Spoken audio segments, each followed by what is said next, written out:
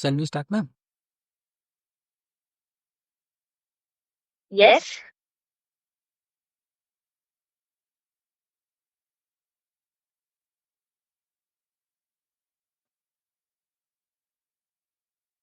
Good evening, ma'am.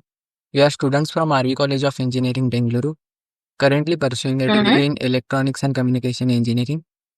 As a part of our Okay. assignment, we have been asked to interview a manager to understand how management concepts are applied in real world. Our team consists of Okay.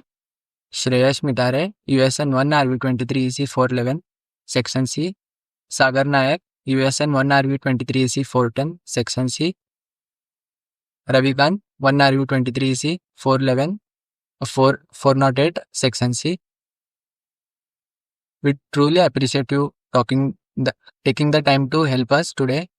Before we begin the questions, we would like to briefly introduce you. Okay.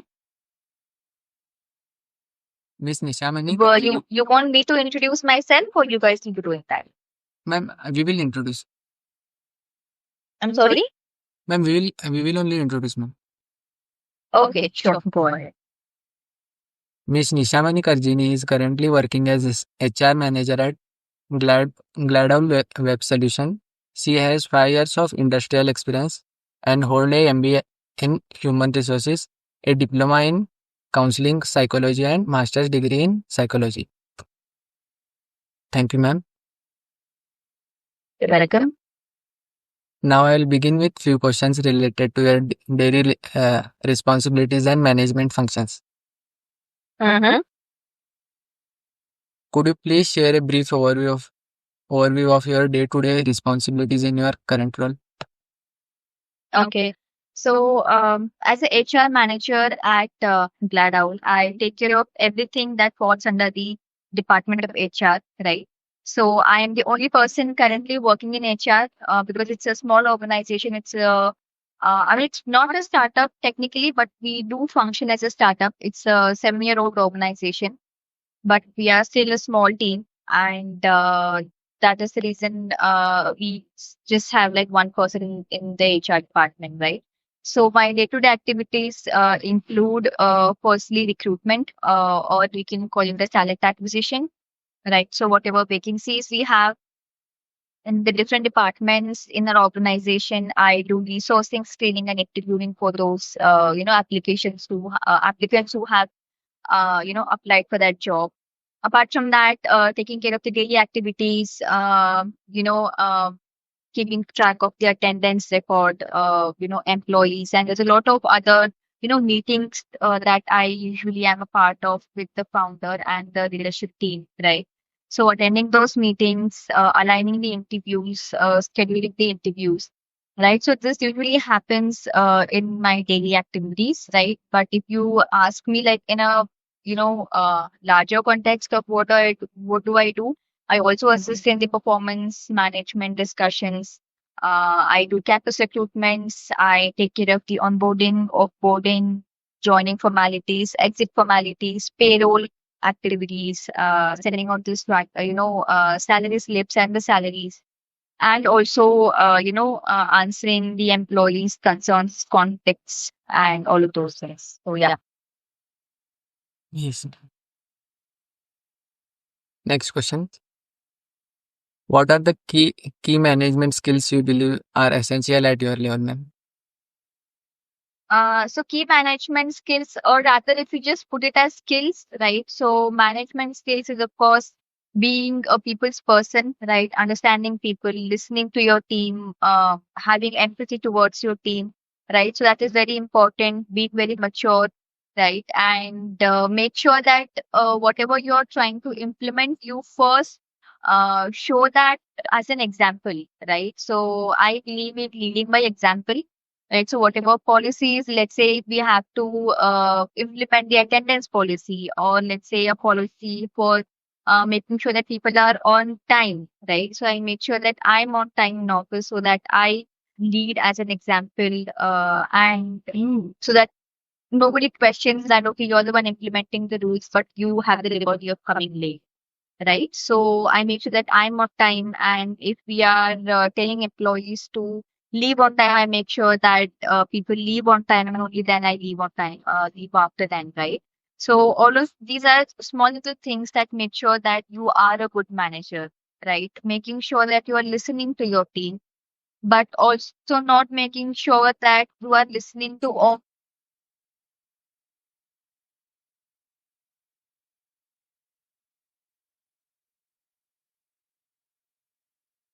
Hello, hello.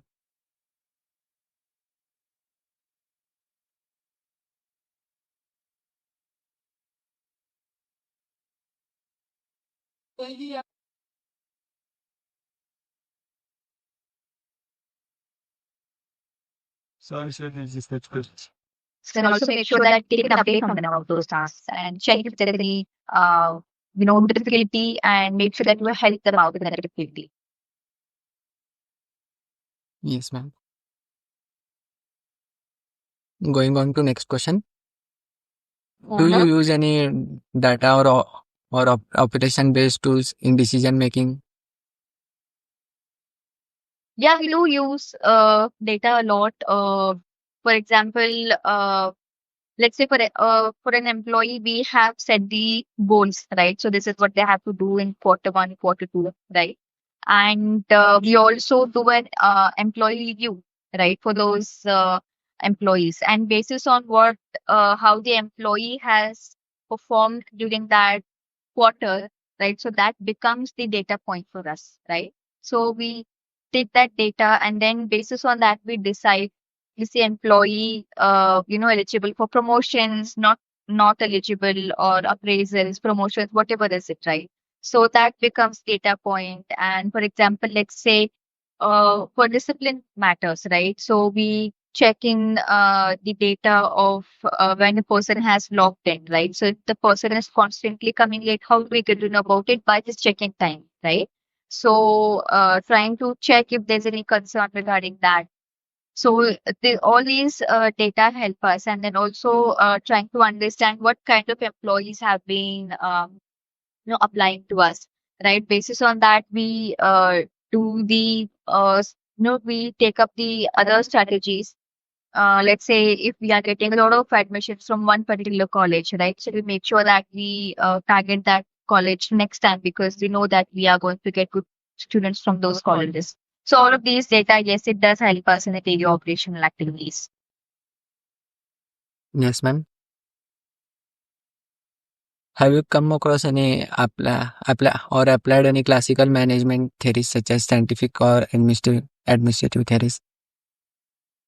Um, no, actually, I mean, since it's a very small organization, there, I mean, a need for, proper textbook management theories, or, all of these, the situation doesn't arise for uh, us to, use all these techniques, to be very honest. Yeah. No problem, ma'am. Moving on to planning and organizing structure. Mhm. Maybe ask how your organization typically sets its goals and plans to the future. Okay. So, when before, setting up the goals, right? Uh, Yeah, so before setting up the goals, we have a set of KRAs and KPIs that we prepare for all the organizations. So all the positions in the organizations, right? Basis on those KRAs and KPIs, we prepare the goals, and we will also make sure how do we prepare. Just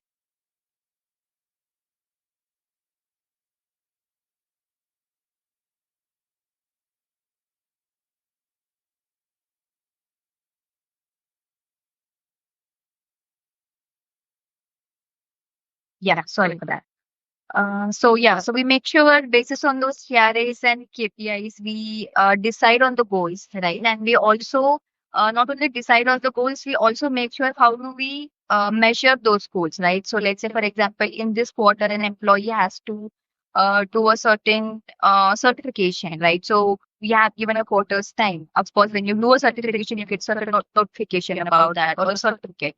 So you have to give that certificate or submit that certificate, right? So that acts as a proof, or as a quantifiable, um, metric for us to calculate on the performance.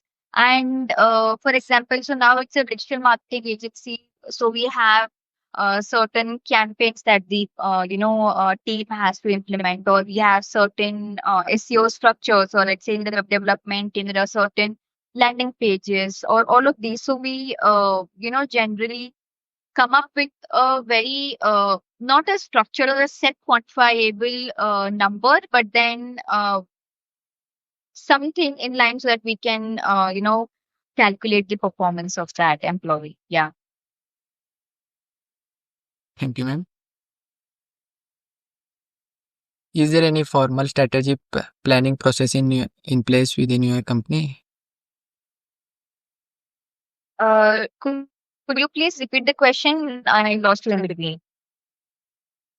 Is there any formal strategic planning process in place within your company? Strategic planning process, Yes, ma'am. right? Yes, ma'am. Strategic Okay. planning process. I believe this question is with regards. Yeah, I believe this question is in regards to the deliverables of the team, right? How do we go about deliverables in the team, and how do we do the strategic planning for that, right? Yes, ma'am.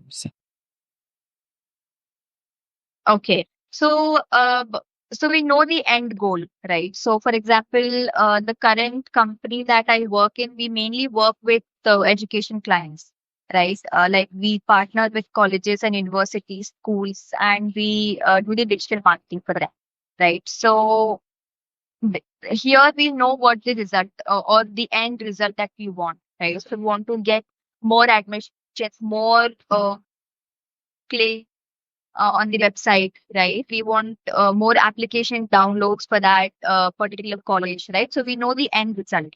So when we know the end result, so accordingly we come up with the strategies. What kind of campaigns do we use? How much of budget do we, align on those campaigns at what stages, right? Because for example, after the month of March, when all the exams get, over, and during the month of April, May, when the results come, there's a lot of traffic on these websites, or on websites like Shiksha, College Deco, and all of these websites where people are trying to look for colleges, right? Where do they take admission, and what will happen after that? They have cleared their 10, 12, when will they take admission? So it's in the peak time for us. So this is the time where we should be putting a lot of budget on those campaigns, right? Yes. So this is usually how we do the planning. So basically, like when is the time when we have to the colleges have to be more visible, and what efforts do we have to put, and when once the admission process is done, then the colleges are silent on their activities, right? So and then again it will start in the month of January. So this is how we do this strategy, and by understanding the colleges need, the market need, and what the company has promised on delivery. Okay. Thank you, ma'am. Ma'am, now Ravikant will continue. Okay, sure. Uh, Thank you for your insights, ma'am. Now, I would like to ask a few questions regarding employee creation and leadership. My question is, what methods or practices do you find most effective for keeping your team motivated? Okay. So, I have what I have seen in my career of 5 to 6 years is when you're very transparent to your employees, when you are listening to them, when you're understanding them, right? So that is what motivates the employees. Of course, a big swanky office, or like uh, having like good coffee machines and a good canteen, and all of that is there, right? But if you do not have a good team or a good manager, then all of these things become secondary, right? What motivates people or employees, what I've observed is appreciation, right? Rewarding them now and then, recognizing them and rewarding them, right? Listening to them, showing them that in your actions that you have listened to them and you're implementing whatever their suggestions are, whatever they have asked. So in listening and putting that in action, rewards and recognitions and a bit of employee engagement activities is what I have seen works to motivate the employees. Yes, thank you, ma'am. Next one, ma'am. Do you follow a particular leadership style, such as a transformational and transactional? No, we do not follow a particular leadership style, right? Be it transformational or transactional. I think it's a mix of all leadership styles. Because if I only follow transactional relationship, wherein I am, uh, I ask them certain set of activities, and then if that is done, then I reward them. Then there is no connection or bond between me and the employee, right? But if I only go for transformational leadership style where I'm only motivating them, I'm empathetic towards them, but then the results are not showing, then my company will go in a loss, right? So I believe there is no one particular leadership style any organization or any manager follows. It's usually a mix, and I think this works the best when you're also trying to understand and being there and leading by example, and then also making it transactional by giving rewards, and coming up with programs where they know by the motivation that okay, if I do certain things, then I will be rewarded in a certain way. Yeah. My last question is, in your experience, how do you adapt your leadership approach depending on different situation or team needs? Okay. So so I do not have a leadership style to tell you about in this question, be honest. But however the situation arises, sometimes you have to be a very strict person, right? And then you have to tell that these are the rules, and you have to follow these rules, right? There is no way, no two way about it, because there are certain things where you have to follow in an organization. But sometimes, let's say if an employee is going through a personal problem where or let's say a team is not performing very well, and they are not very happy with their manager, right? And it's a collective feedback from the entire team that we're not happy with the manager, right? So I can't be very strict in this matter, saying that this is your manager. You have to listen to him, and there is no two way about it, right? So here I have to be a I have to listen to them. I have to try to understand what their concerns are and try to see what best can we do to make sure that it's a win-win situation for both the employees, the manager, and the organization as well. Thank you, ma'am. Next will Sagar. From now on, I'll continue on. I'll now move on to some questions related to the economic aspects, starting with the macroeconomics. The first question is, how does your company generally respond to the changes in the economy? Can you speak a bit louder, Sagar? Okay, ma'am. How does your company respond to the changes in the economy? Okay. Is this So okay? yeah. So we are a service-based industry, right? So how does the pricing change in the economy in a way affects us, or it matters to us, because the way the economy changes, the pricing of the services that any company wants from us also changes, right? But contradictory, we are only serving to the education clients, right? So no matter where the economy goes, people will keep on studying, people will take admission. So in this situation, the changes in economy will not have a lot of effect on us or on the pricing that we do, because there are a lot of colleges that they people want to advertise about, and even colleges know that education is something that people do not compromise on, right? Parents want good quality of education to their students, and nowadays parents are ready to spend a lot of money just to make sure that their kid is getting good quality you know admission in good quality schools, colleges. People are very competitive even on nowadays play groups and nursery, or preschooling and all of those things, right? So here, how the economy is working in this situation will not affect a lot to us, but to an extent where, let's say, if the colleges are increasing their fees, right, or then accordingly we will also have to increase our service charges. If your competitor increase or decrease their price, then how does your company will respond to that? So, for example, if you're working in a set market, right? So, for example, in a sector like so digital marketing, right? So here agencies, how they price is they have a retainer contract. I mean, for a set fees that they take for their services that whatever we are providing, and then plus as a commission, or let's say how much ever we spend on ads, we charge a percentage as a commission for us, right? Now, the industry rate, whatever the industry rate is, every organization follows that, and trying to be competitive, they will go below, let's say, a percentage or two, right? And even if that does happen, your quality of work will always say a lot about what you're charging, right? So let's say you're charging a lot and you're also giving them really, really good results. Then even no matter what the market, does, either they reduce their charges or increase their charges, it doesn't really affect to an agency because your results speak for your price. Okay. I'll move on to the next question. Mhm. Do you use any particular method or model to decide how much you charge for a product or service?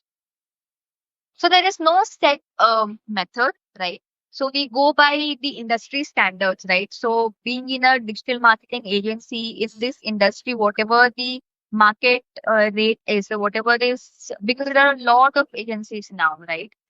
Small agencies, big agencies, renowned agencies, right? So bigger agencies or giants, like let's say Web Chutney or Dentsu, right? Or let's say IPG. So all of these groups, they have, bigger clients and their charging is different, right? So, but when a mid scale or a smaller scale company, we have to be a bit, flexible on how we charge because this is the time when the companies are wanting to get more business, right? So we have to be flexible with what we are going to charge, and we have to accommodate what the client is requesting. We have to accommodate if the client is also a small scale company, then we accordingly change our prices. So there's no set method. We actually go on as per the market's rates and what the client is, requesting for.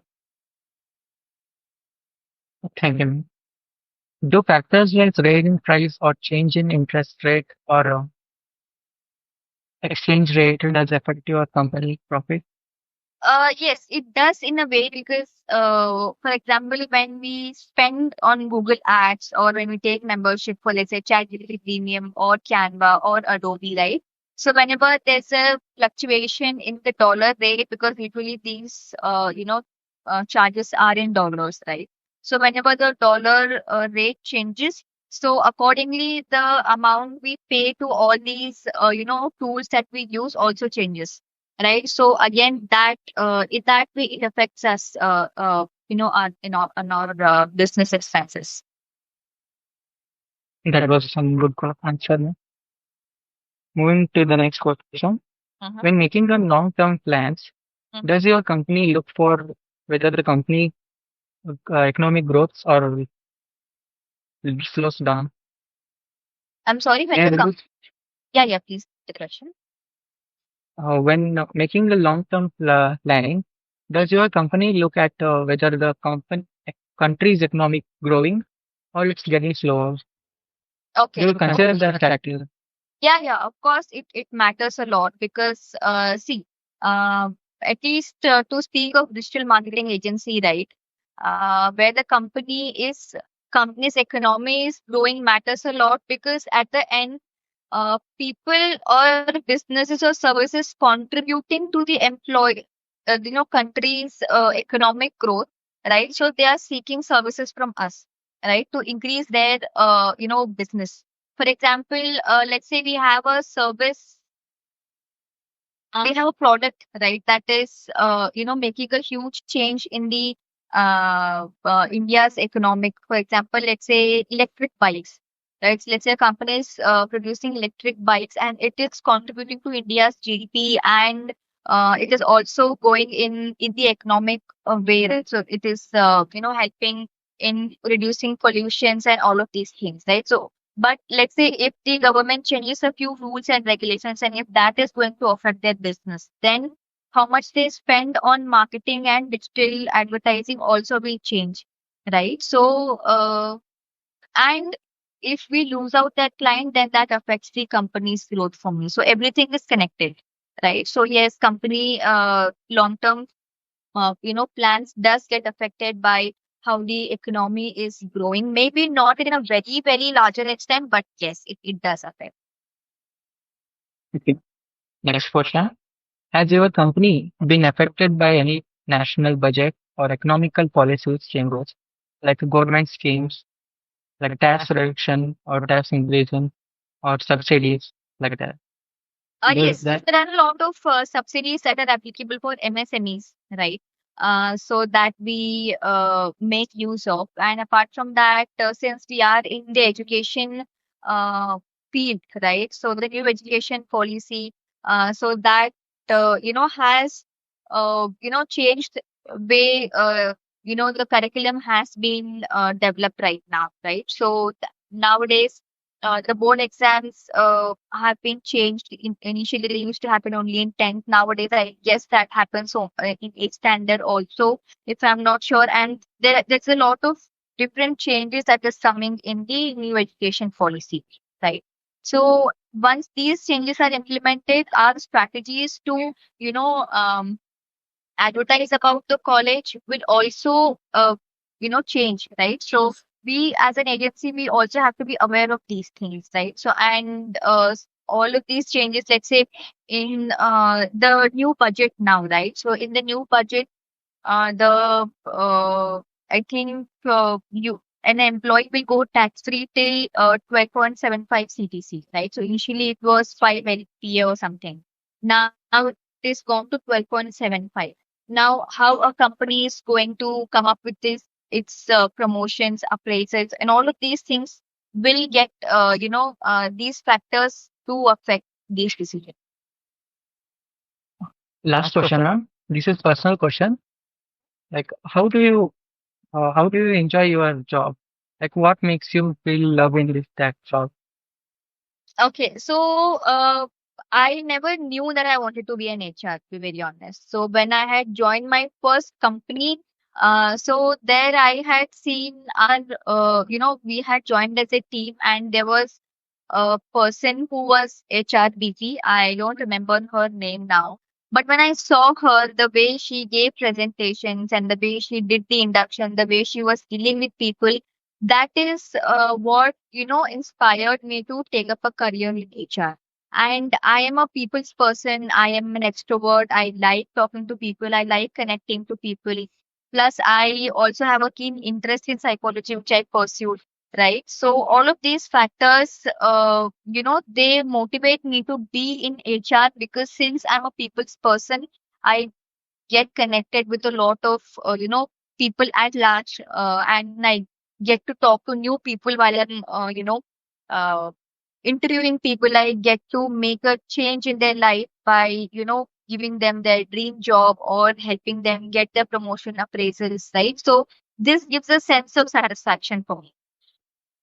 Okay, ma'am. Thank you very much again for taking the time to share this insight. Your response has given us a valuable expression of real world application and management concepts. We're truly grateful for your time and coordination. Thank you, ma'am. It's all the best to you guys. And yes, I guess your exams are over now, or you guys are about to get your exams. No, ma'am. We are in Could you repeat it, ma'am? Okay, mid semester. So I guess your exams will be when now, in the month of June, July? uh, July, ma'am. Right. Ma'am, we are in mid of the semester only. Okay. Okay, got it. Okay, cool. It was great talking to you guys. Thank you for giving me this opportunity to share my thoughts and come on this platform and share my thoughts and help you guys out with an assignment. Thank you, ma'am. Thank you. Thank you. All the best. Bye.